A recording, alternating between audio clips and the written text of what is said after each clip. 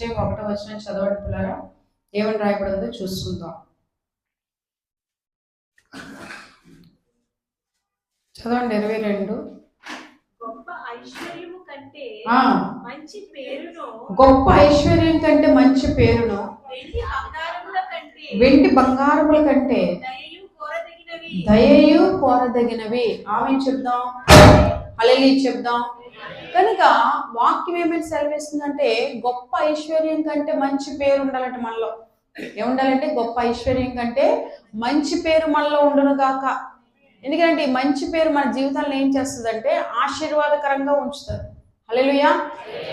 చాలా మంది చూడండి, పిల్లలు కానీ పెద్దవాళ్ళు కానీ ఉంటే మనం కొన్ని పేర్లు ఎత్తాం అనుకోండి, అబ్బా వాడు ఎందుకు పుట్టాడో తెలియదు, ఎందుకు పుట్టిందో ఆవిడ తెలియదు, ఇంటికి ఎందుకు చెడ పుట్టారు అని అంటారా లేదా? కారణం ఏంటి?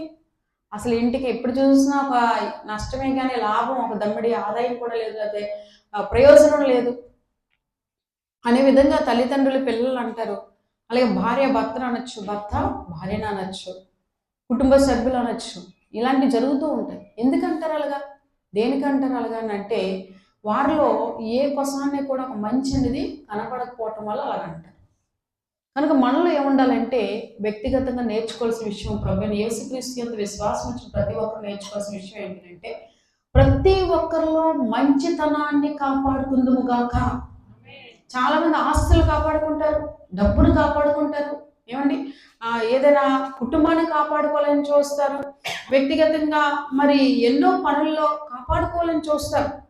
కానీ దేవుడు ఈ రోజు దినాన్ని మనతో మాట్లాడుతాడు, మంచితనాన్ని కూడా మీరు కాపాడుకోవాలి. ఎలా జీవిస్తున్నా అనేది కాదు, మన వల్ల ఎంత ప్రయోజనకరమైన జీవితాన్ని జీవిస్తున్నా అనేది కూడా మనకి ఎంతో అవసరమై ఉన్నది. హల్లెలూయా. కదా, మంచితనం చూడండి. పిల్లల తల్లిదండ్రులు బాగా చూసారనుకోండి, ఎంత మంచివాడండి, ఎంత మంచి అమ్మాయి, తల్లిదండ్రులు ఎప్పటికప్పుడు బాగా చూసుకుంటున్నారు, నిజంగా ఇలాంటి మంచి మనసు ఈ రోజుల్లో పిల్లలకి ఎవరికీ లేదు అంటారు. ఏమండి మరి తల్లిదండ్రులు మాట విన్నారనుకోండి, అప్పుడు ఏమంటే మా పిల్లలు ఏంటి, మేము ఏం చెప్తే అది వింటారు, మీ పిల్లలు ఏంటంటే అలా తిరగబడతారు, మీ మీద చూస్తేనే భయం వేస్తుంది అని చెప్పేటువంటి పరిస్థితి కలిగిన వాళ్ళు కొంతమంది ఉంటారు. అవునా? మరి ఇంకొంతమంది చూసినట్లయితే ఎప్పుడు చూసినా తన ఇంటిని కాపాడుకుంటూ, ఇంటిని చూసుకుంటూ, చేతనైతే ఎవరికొకరు మేలు చేసేవారిగా ఉన్నాడు, పలానా అతను పలానా ఆవిడ చాలా మంచోళ్ళండి అని చెప్పుకుంటారు.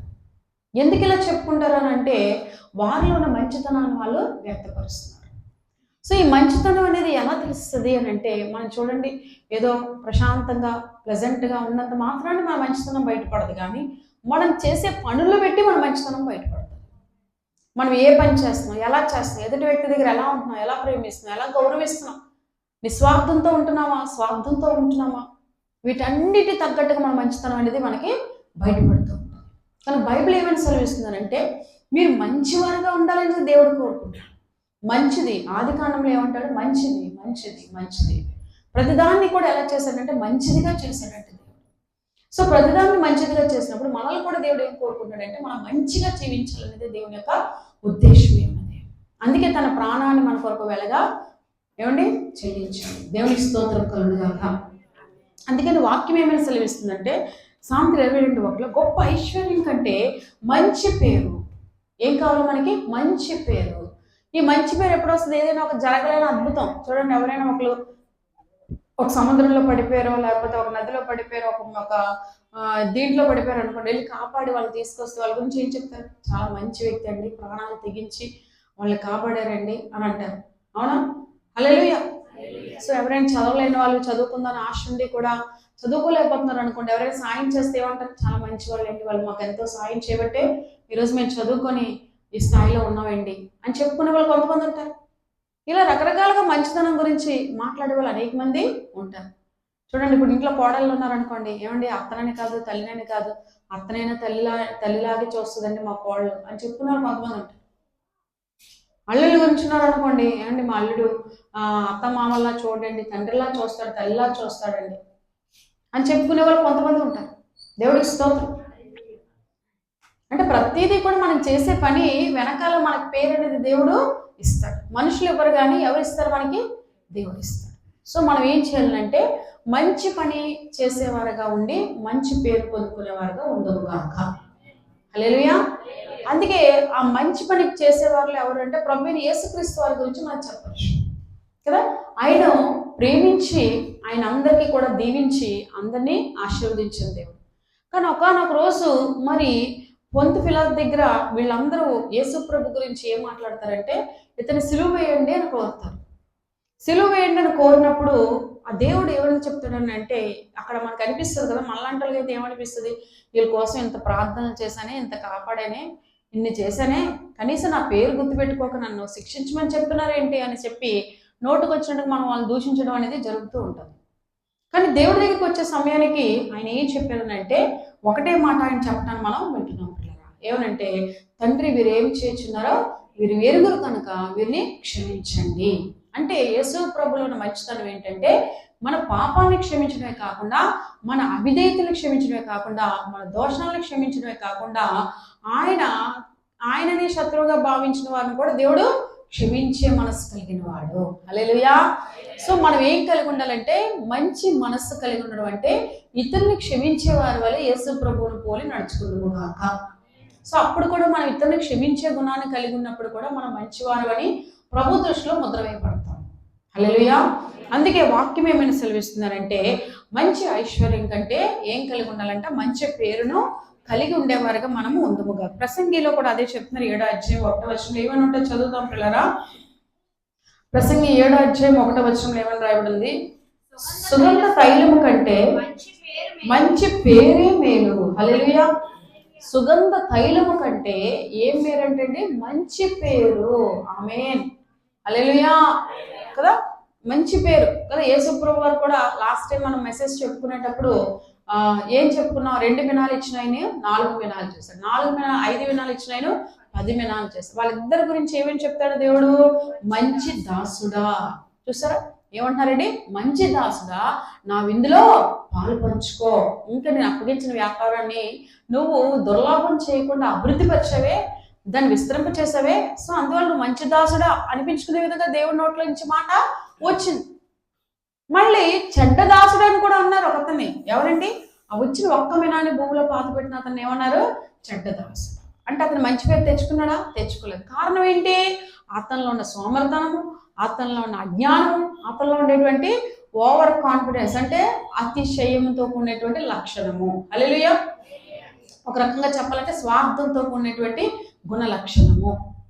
ఎందుకు, ఇది అభివృద్ధి చెందేస్తే యజమాని ఎక్కడ బాగుపడిపోతాడు, ఇది ఒకవేళ నష్టపోతే నేనెక్కడ ఇవ్వాల్సి వస్తుంది అనే విధానమైనటువంటి ఆలోచన. అంటే మనసుల యొక్క భావోద్రేకాల్లో మంచి గురించి ఆలోచిస్తే మంచి జరుగుతుంది, చెడు గురించి ఆలోచిస్తే ఎవరు చెడిపోతారు, చివరికి ఆలోచించిన వాళ్ళే చెడిపోతారు. కనుక ఎప్పుడు కూడా మనం ఏమి నేర్చుకోవాలంటే, మంచి గురించి ఆలోచన కలిగే స్వభావం మనలో ఉండదు కాక. ఈ మంచి కలిగిన వారిలో ఎక్కువగా ఏం పని చేయకూడదు అంటే, స్వార్థం అనేది పని చేయకుండా నిస్వార్థంతో జీవించదుము కాక.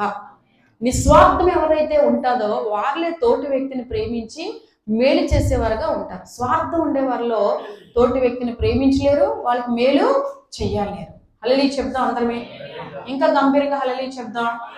కనుక వాక్యం తెలుసుకున్న మీరు, దేవుడి యొక్క ఆసక్తి కలిగిన మీరు నేర్చుకోవాల్సింది ఏంటంటే, మంచితనం కోసము ప్రయాసపడ్డదు గాక. చాలా మంది డబ్బుతో మంచితనం వస్తుందని అనుకుంటారు. అదేం లేదండి. ఎప్పుడు కూడా మనకి డబ్బుతో మంచితనం రాదు. దేనితో వస్తుందంటే, మన గుణాన్ని బట్టి మంచితనం అనేది బయటపడుతుంది. ఏమండి, దేని పెట్టండి, మన గుణాన్ని బట్టి. మన గుణం మంచిదైతే అంత మంచిగానే ఉంటుంది, మన గుణం చెడ్డదైతే అంతా కూడా చెడ్డగానే ఉంటుంది. సో మన గుణంలో ఏముండాలంటే, మన క్షేమాన్ని మనం కాపాడుకోవడమే కాకుండా ఇతరుల క్షేమాన్ని కూడా కోరే మనస్తత్వం మనలో ఉండను గాక. హల్లెలూయా. అది ఎవరు చేశారంటే, ప్రభువైన యేసుక్రీస్తు వారి గురించి చెప్పుకున్నాం. అలాగే దావీదు గురించి కూడా మనం చెప్పచ్చు. ఎవరి గురించి చెప్పచ్చు, దావీదు సుఖంగా సంతోషంగా గొర్రెలు కాచుకుంటూ ఊరి చివరన ఏదో కలిగిన తింటూ బ్రతుకుతూ ఉన్న సమయంలో మరి తన అన్నదమ్ముల గురించి క్యారేజ్, అంటే ఆ భోజనం ఇవ్వమని తండ్రి చెప్పినప్పుడు ఆ క్యారేజ్ పట్టుకొని మరి వెళ్తాడు. ఎక్కడికి, అన్నదమ్ముల దగ్గర. అన్నదమ్ములు ఎక్కడ ఉన్నారు, యుద్ధము నేర్చుకునే పనిలో ఉన్నారు. అయితే వెళ్తే అక్కడ ఏం జరుగుతుంది, ఒక సవాలు దావీదుకి ఎదురవుతుంది.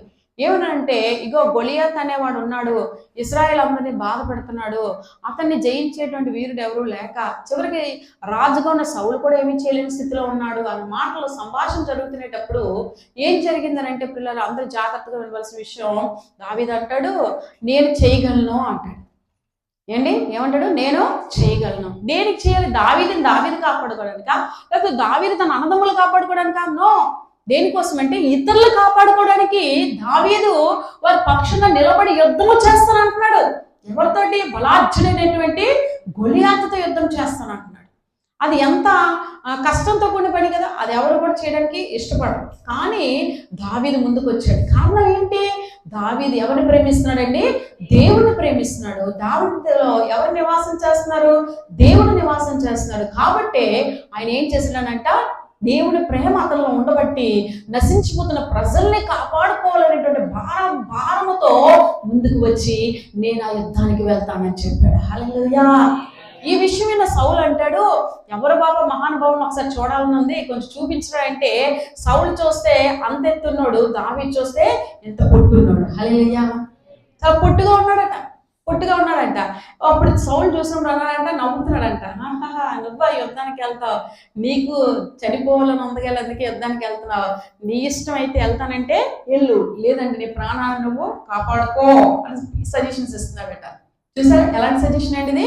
బలహీనపరిచేటువంటి సజెషన్. ఇలాంటి సజెషన్స్ కూడా మనకి ఇస్తారు. నువ్వేం చేస్తావులే, నీ వల్ల అయ్యేది కాదు, నువ్వు టైంకి వెళ్ళిపోలేని ఉంది, నువ్వేం పడతావులే, నువ్వేం చూస్తావులే, రేపు ఇంకా నీకు ఇబ్బంది అవుతుంది. ఇలా సాధారణ మనల్ని ఏం చేస్తారు? ఏ పని చేస్తున్నా చేయను ఒకటి చేసేస్తారు.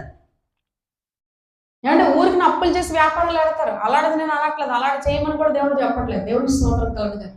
మిగిలిన పనులు ఏమైనా చేయాలనేటప్పుడు ఇలా మనం బలహీనపరుస్తూ ఉంటారు. అలాంటప్పుడు మనం ఏం చేయాలంటే, నీ వల్ల అవుతుంది అనుకుంటున్నావా? ఇది మన వల్ల కాదండి, ఎందుకు చెప్తున్నాను వినండి ఒకసారి. ఎందుకంటే వీళ్ళు చేత కాదు, చేతనైన వాళ్ళు చేత నాకుండా చేసేస్తారు. ఇది ఒక బలహీనమైనటువంటి మైనస్ చాలా మంది ఉండబట్టే ఈరోజు బలమైన సేవకులు ఇంకా కావాలని ఎదురు చూస్తున్న దేవుడు ఇంకా ఎదురు చూస్తున్న పరిస్థితి ఎదుర్కొంది కదా. అలాగే ఎప్పుడు ఇంట్లో వాళ్ళకి కానీ మనం బయట వాళ్ళకి కానీ ఎప్పుడు మనం అలా ప్రోత్సహించకూడదు. ఈవెన్ మన కుటుంబంలో కూడా ఎవరైనా ఏదైతే నువ్వు చదువుతావు, నువ్వు చేస్తావు, నువ్వు పరిచర్య చేస్తావు, నువ్వు ముందుకు వెళ్ళు, నువ్వు దేవునితో ఉండు, ఇంకా బాగా ముందుకు వెళ్తావు, ఎందుకు వెళ్ళలేను, దేవుడు ఉన్నాడు, ప్రార్థన చేద్దాం, జయిద్దాం అనేటువంటి ఆలోచన కలిగి మన ఇంటి వారికి మనం అన్ని విషయాల్లో ప్రోత్సహించేవారుగా ఉందుముగాక కదా. సోమరపోతనం మనలో ఉండకూడదు, జిడ్డుతనం, సోమరపోతనం. నేను వంకలు పెట్టేస్తారు వీళ్ళు, కష్టపడమంటే ఏదో సాకులు చెప్తూ ఉంటారా లేదా? హల్లెలూయా. ఎంతమంది ఒప్పుకుంటారు ఆ విషయాన్ని? ఎందుకనంటే మంచి పేరు తెచ్చుకోవాలంటే కష్టపడాలి. కష్టపడకుండా రాదండి. మంచి పేరుకి ఎప్పుడు కూడా త్యాగంతో కూడిదేనే చేసే పని చేస్తేనే మంచి పేరు వస్తుంది. అర్థమైంది మీ అందరికీ? ఇప్పుడు మనం ఆ పూట అన్నం తినాలి, అమ్మ నా కడుపు ఎక్కడ ఖాళీ అయిపోతుంది, నా పిల్లల కడుపు ఎక్కడ ఖాళీ అయిపోతుంది, ముసలి కదా ఇద్దరు అత్తమ్మ పెట్టలేటి అనేసి తిను అని ఇలా ప్లేట్లు వేసినట్టు ఇంతకంత మొత్తం వేసేసి తిను అన్నట్టు అన్నది అనుకోండి, నీలో మంచి పేరు వస్తుంది. అయ్యో నేను తినకపోయినా నా కుటుంబంలో ఉన్నటువంటి ముసలి వాళ్ళిద్దరికి మంచిగా చూసుకోలేను, నా భర్త నాకు అప్పగించాడు కదా అని చెప్పి మంచిగా వండి పెడితే వాళ్ళే 100 మందికి వెళ్ళి ఏం చేస్తారు? నీ గురించి చెప్పుకుంటారు. అది నువ్వు ఇలా చేసావు అనుకో, అందరికి ఏం చెప్తారో నీ గురించి చెడ్డగా చెప్తారు. సో చెడ్డగా చెప్పించుకోవడం అవసరం, మంచిగా చెప్పించుకోవడం అవసరం. ఆ డ్యామేజ్ పోవాలంటే మంచిగా మనం కష్టపడితేనే దానికి ఒక అర్థం అనేది కనిపిస్తుంది. ఎంతమంది ఒప్పుకుంటారు ఆ విషయాన్ని? పిల్లలు కూడా కష్టపడి ఫీజులు కడతారు, మీ దగ్గర డబ్బులు ఉన్నాయి కడుతున్నారు, వాళ్ళు స్కూల్కి వెళ్తున్నారు, ఆటోని పెట్టారు, బస్సును పెట్టారు అన్నీ వెళ్ళాక అక్కడ పిల్లలు చదవట్లేదు అనుకోండి, ప్రయోజనం ఏంటి? మా పిల్లల్ని పెద్ద స్కూల్ ఇంటర్నేషనల్ స్కూల్లో చదివిస్తున్నా మార్కులు ఎంత వస్తున్నాయి? 0. మార్కులు ఎంత వస్తున్నాయి? R and average. మార్కులు ఎంత వస్తున్నాయి? జస్ట్ పర్సంటేజ్ అని చెప్తున్నారు అనుకోండి, ఏమనిపిస్తుంది? ఇంటర్నేషనల్ స్కూల్లో డబ్బు ఖర్చు పెట్టి చదివించడం ఉపయోగం ఏంటి? గవర్నమెంట్ స్కూల్లో చదువుతున్నారు, వాళ్ళు ఫస్ట్ ర్యాంక్ తెచ్చుకుంటున్నారు. ఫస్ట్ ర్యాంక్ తెచ్చి చెప్పిన వాళ్ళు లేరు, అన్న వాళ్ళు లేరు, ఫస్ట్ ర్యాంక్ వస్తున్నాయి. అప్పుడు ఎవరు ప్రియారిటీ ఇచ్చినట్టు? అక్కడ ఫస్ట్ ర్యాంక్ వచ్చిన వాళ్ళకి నువ్వు ఎంత డబ్బు ఖర్చు పెడతావు అంటే డబ్బు వల్ల ప్రయోజనం కనిపించింది మనకి. మన క్రియ వల్ల, మన పని వల్ల మనకి ప్రయోజనాలు కనిపిస్తే, మన పని వల్ల మనకు మంచి పేరు అనేది వస్తుంది. కానీ మంచి పేరు అనేది డబ్బుతో కొనుక్కునేది కాదు. ఏమండి ఇంకోటి దాంతో కొనుక్కునేది అసలు కానే కాదు. కనుక మంచి పేరు ఎవరి దగ్గర నుంచి రావాలి? దేవుడు కృపను పెట్టే రావాలి. నమ్మిన వాళ్ళు హల్లెలూయా చెప్పండి. అన్నదమ్ములు యుద్ధం నేర్చుకుంటున్నారు.